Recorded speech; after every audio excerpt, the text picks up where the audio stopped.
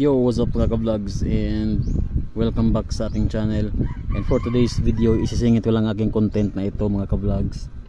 Kasi recently bumili tayo ng Epson L121 na printer, and unluckily hindi ko siya na set up kasi dalawa pala yung drive na download ko, which is yung L110 at saka yung isa is L120.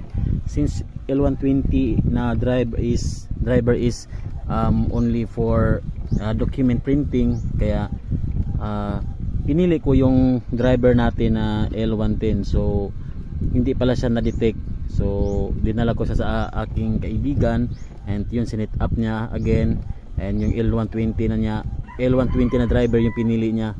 Pero laking gulat namin kasi sa L120 is meron siyang option na Epson Match ka Epson Glossy, kaya L120 yung gamit namin na setup or driver.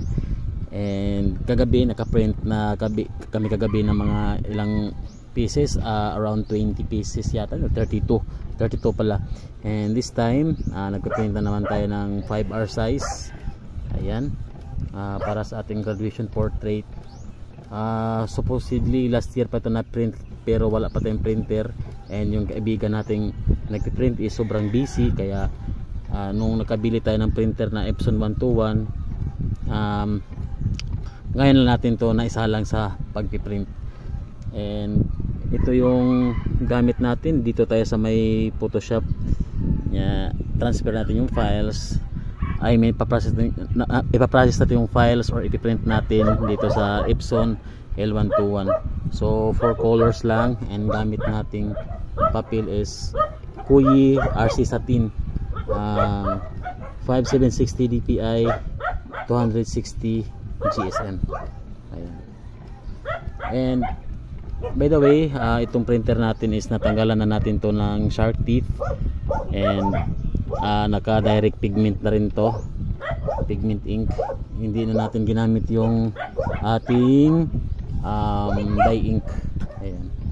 So per page is nagpiprint siya ng 3 to 4 minutes. Ayan. So yan na yung update natin mga vlogs sa ating channel. So meron na tayong printer. Thank you for supporting, and huwag kalimutang mag-subscribe.